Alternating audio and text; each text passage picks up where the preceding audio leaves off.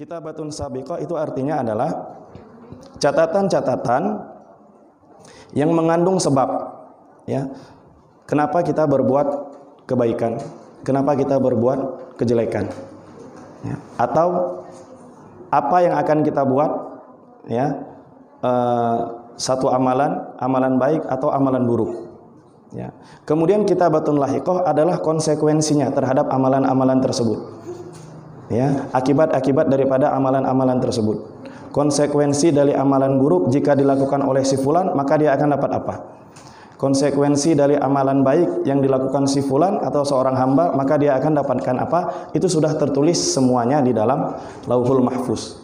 Ini maksud daripada catatan innallaha kataba kullal hasanat wasayyi'at. Ya, Allah menulis segala kebaikan dan Allah menulis segala keburukan. Ya.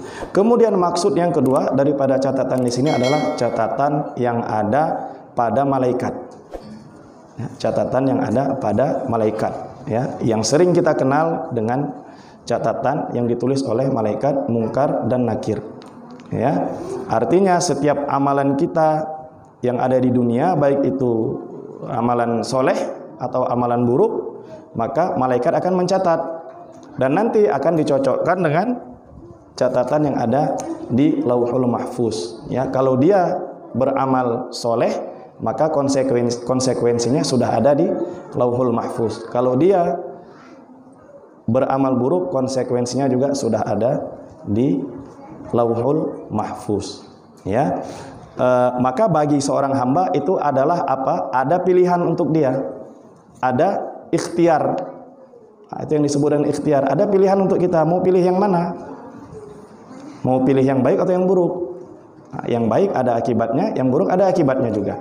Ya, bagi kita adalah pilihan, ya, hamba. Ya, hendaknya kita selalu tentunya kita meminta kepada Allah Subhanahu Wa Taala agar selalu dipilihkan, ya, dibimbing untuk memilih amalan-amalan yang soleh. Ya, ini yang dimaksud dengan Allah menulis amal baik dan amal buruk, ya, yaitu catatan-catatan setiap hamba Allah Subhanahu wa taala, ya. Kemudian tsumma bayyana dzalika, ya, kemudian Nabi Muhammad SAW menjelaskan apa-apa saja yang dicatat, ya, apa-apa saja yang dicatat oleh Allah Subhanahu wa taala, ya. Maka beliau katakan faman hamma bihasanatin, ya, barang siapa yang berniat, ya, ingin melaksanakan satu kebaikan, falam ya'malha katabahallahu tabaraka wa ta'ala innahu hasanah kamilah. Barang siapa yang ingin melaksanakan satu kebaikan tapi dia enggak jadi melaksanakannya, maka dia sudah ditulis baginya ada satu kebaikan yang sempurna, hasanah kamilah. Ya. Apa pelajaran yang bisa kita ambil dari sini? Ya, bahwasannya yang pertama, barang siapa yang berniat, ya, tentunya yang pertama ini kata-kata faman hamma, barang siapa yang berniat ingin melaksanakan satu kebaikan, inilah sebab atau inilah faktor kenapa Imam Nawawi memasukkan hadis ini di dalam bab ikhlas, ya, karena ada amalan hati di situ, yaitu amalan niat, ya. Nah, tapi kemudian ulama itu menjelaskan ada beberapa level, ya, amalan hati ini, ya. Ya, karena kalau disebutkan di dalam lafaz ini itu disebut dengan kata-kata hamma. Ya, hamma itu apa? Hamma itu berambisi artinya. Ya, cuma kalau kita terjemahkan dengan kata-kata berambisi kurang baik. Ya, hadisnya kurang enak untuk didengar. Ya, makanya kita terjemahkan dengan kata-kata barang siapa yang berniat. Ya, tapi sebenarnya ini lebih daripada niat. Harus ada ambisi. Harus ada ambisi, ada keinginan yang lebih daripada hanya sekedar niat. Nah, bahkan kalau di bawah niat itu ada lagi. Ya, kalau niat itu masuk level kedua lah kita katakan. Level pertamanya itu adalah terlintas di pikiran. Namanya khotirah. Ya, ini masuk dalam amalan-amalan hati. Khotirah, ya, kalau hanya khotirah sekedar terlintas di pikiran, menurut para ulama apabila seseorang terlintas saja di pikirannya ingin melaksanakan satu kebaikan tapi belum berniat, ini nggak dicatat satu kebaikan, hanya terlintas saja, belum dicatat satu kebaikan. Karena apa? Lafaznya di sini adalah hamma, ya, ada niat yang lebih, ya. Nah, kemudian derajat yang kedua adalah niat itu tadi, ya. Kemudian yang ketiga itu hammun, hamma ini yang berambisi, ya, yang berambisi artinya niatnya sudah kuat. Nah, di atas ambisi ini ada lagi namanya apa? Azam. Azam itu apa? Tekad. Fa idza azamta fatawakkal 'ala Allah. Jika engkau sudah bertekad, maka bertawakallah kepada Allah Subhanahu wa taala. Ya, kalau sudah tekad, ya ini sudah melebihi ambisi. Nah, kalau sudah bertekad, jelas itu sudah akan dicatat oleh Allah Subhanahu wa taala sebagai satu kebaikan, ya. Maka kalau hanya terlintas di pikiran itu tidak dicatat. Tapi kalau sudah berniat dicatat, apalagi kalau sudah berambisi dan kemudian bertekad. Ya, maka nggak sembarangan juga Allah mencatat amalan-amalan soleh seseorang. Ya, nggak hanya terlintas sekedar di pikiran saja, tapi harus ada amalan hati yang menguatkan pikiran itu. Ya, yang menguatkan apa yang terlintas di dalam pikiran kita. Ya, ditambah dengan kalau bisa harus berambisi lebih kuat dan dengan tekad yang kuat supaya dicatat oleh Allah Subhanahu wa taala sebagai satu kebaikan yang sempurna, ya. Nah, kemudian dari lafaz ini kita juga bisa mengambil pelajaran bahwasanya amalan itu selain ada amalan soleh dan amalan buruk, jika dilihat dari ditinjau dari sifat amalan tersebut, juga jika ditinjau dari anggota tubuh kita, ya, dia terbagi ke dalam dua bagian, yaitu amalan yang berupa amalan hati, kemudian amalan yang berupa amal jawarih, atau kita katakan dua macam lah, ya, amalan hati dan amalan anggota tubuh, ya. Dua-duanya akan ditulis oleh Allah Subhanahu wa taala. Amalan hati biasanya yang berkaitan dengan niat, berkaitan dengan keikhlasan seseorang, ya. Sedangkan amalan tubuh adalah wujud daripada amalan hati itu. Kita berniat sholat, ketika kita gerakkan tangan kita, anggota tubuh kita melaksanakan sholat, maka itulah namanya amalan anggota tubuh, namanya amalan amalul jawarih, ya, amal jawarih. Amalul qalbi, amalan hati, dan amal jawarih, ya, amal-amalan yang sifatnya berkaitan dengan anggota tubuh kita, ya. Kemudian kita lanjut kembali, wa in hamma biha fa'amilaha katabahallahu asyara hasanat ila sab'imi'ati dha'fin ila ad'afin katsirah, ya. Dan jika seseorang berkeinginan, ya, kita katakan berniatlah, bertekadlah, ya, sebagaimana kalau sudah kita jelaskan tadi level-level daripada niat ini, ya. Dan jika ia bertekad atau berambisi ingin melakukan satu kebaikan dan kemudian dia berhasil melakukannya, jadi melakukannya, maka Allah akan tuliskan baginya 10 kebaikan, ya, 10 balasan, ya, sampai 700 kali lipat, sampai berlipat-lipat ganda. Ya, dijelaskan di dalam hadis dengan bahasa yang demikian, ya, sesuai juga dengan firman Allah yang sudah kita bacakan tadi, ya, barang siapa yang beramal soleh maka falahu asyru amsalihha, baginya 10 kebaikan ila sab'imi'ati dha'fin, ya, sesuai dengan firman Allah Subhanahu wa taala juga. Tapi kalau kita lihat di dalam firman Allah, pada saat itu Allah Subhanahu wa taala sedang menjelaskan tentang pahala orang yang berinfak, bersedekah, ya. Matsalul ladzina yunfikuna amwalahum fi sabilillah kamatsali habbatin ambatat sab'a sanabil, ya.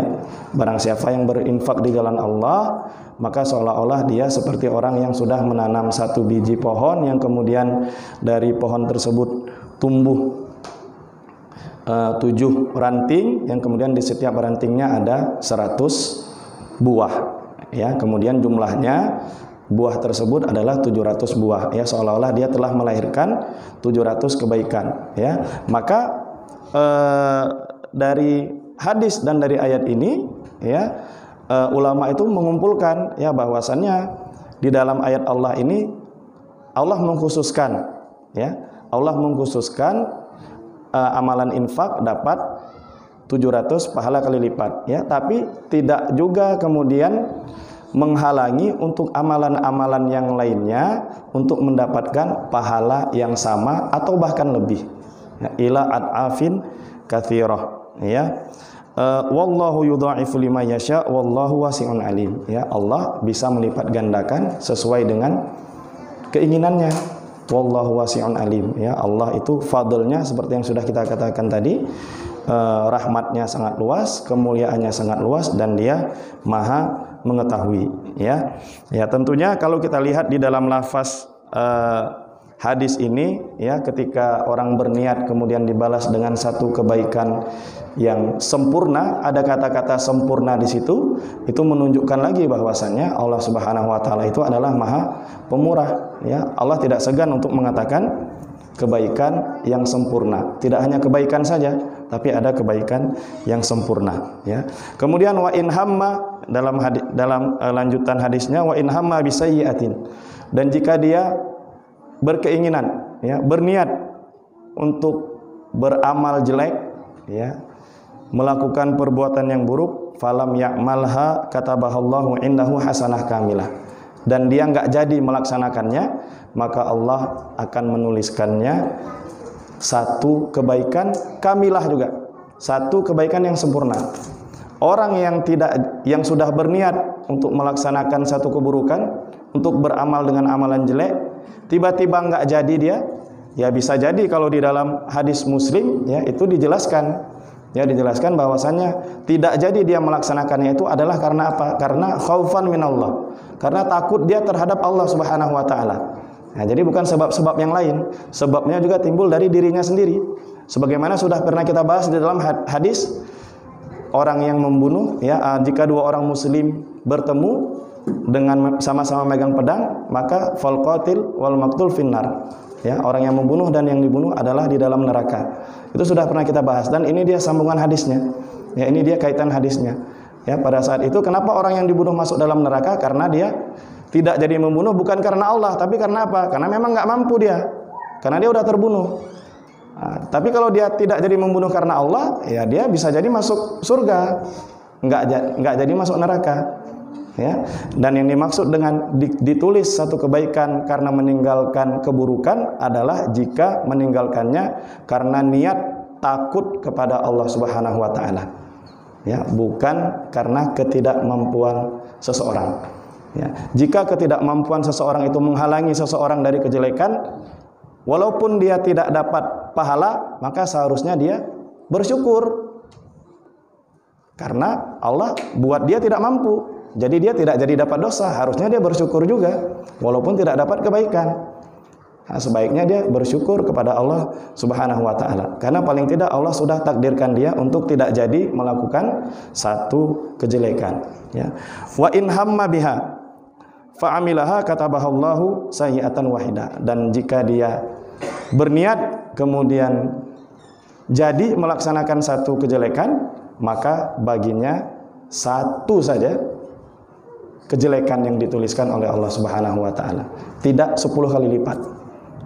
Nah, menunjukkan apa? Sifat adil tadi yang sudah kita jelaskan. Sifat adilnya Allah Subhanahu wa taala. Jadi Allah tidak pernah menzalimi hamba, tidak pernah menzalimi manusia, ya. Allah sifatnya fadl, orang yang mau berbuat baik, orang beriman, mau beramal soleh, ini kemuliaan-kemuliaan yang Allah berikan. Ini pahalanya banyak, ya. Sebaliknya Allah juga tidak terlalu ingin menyiksa seseorang, mengazab seseorang, ya, dengan membalas seseorang itu dengan sesuatu yang lebih dari kejelekannya. Tidak, Allah tidak ingin berbuat demikian. Malah Allah akan membalas satu kejelekan itu dengan satu kejelekan pula, sesuai dengan kadar yang dilakukan oleh hambanya tersebut, ya. Maka kaum muslimin dan kaum muslimat yang dirahmati Allah Subhanahu wa taala, hendaknya hadis ini, ya, menjadikan atau bisa menjadi motivasi untuk kita, ya, untuk selalu berambisi terus, ya, berkeinginan terus untuk beramal soleh, ya. Karena fadlullah sangat luas, ya, keutamaan Allah itu sangat luas, ya. Dan hendaknya juga menyadarkan kita, ya, menyadarkan kita untuk merasakan bahwasanya Allah Subhanahu wa taala itu adalah muraqib, selalu mengawasi kita. Nah, kalau kita sudah sadar, kalau kita sudah tahu, kalau kita sudah merasakan bahwasanya Allah Subhanahu wa taala itu selalu mengawasi kita, maka perbuatan-perbuatan kejelekan, perbuatan-perbuatan kemungkaran, perbuatan-perbuatan maksiat itu akan senantiasa jauh dari diri kita. Karena kita sadar Allah sedang melihat kita, Allah sedang mengawasi kita. Ya kan? Kita tidak berani untuk melawan Allah Subhanahu wa taala. Ya, kita tidak berani untuk melangkahi aturan-aturan Allah Subhanahu wa taala, ya. Maka dua pelajaran ini, yaitu yang pertama hendaknya kita beramal soleh, kemudian hendaknya kita menyadari bahwasanya Allah selalu mengawasi kita. Ya, mudah-mudahan paling tidak ini bisa menjadi dua pelajaran yang berharga bagi kita pada malam hari ini, ya, yang bisa kita ambil dari hadis Rasulullah Shallallahu Alaihi Wasallam yang diriwayatkan oleh Abdullah ibnu Abbas ini. Ya. Mudah-mudahan bermanfaat untuk kita semua. Lebih dan kurangnya saya mohon maaf. Yang benar datangnya dari Allah Subhanahu wa taala, dan yang salah datangnya dari hamba Allah Subhanahu wa taala yang dhaif ini. Kita tutup kajian ini dengan mengucapkan doa kafaratul majlis. Subhanakallahumma rabbana wa bihamdika asyhadu an la ilaha illa anta astaghfiruka wa atubu ilaik. Wabillahi taufiq wal hidayah. Wassalamualaikum warahmatullahi wabarakatuh.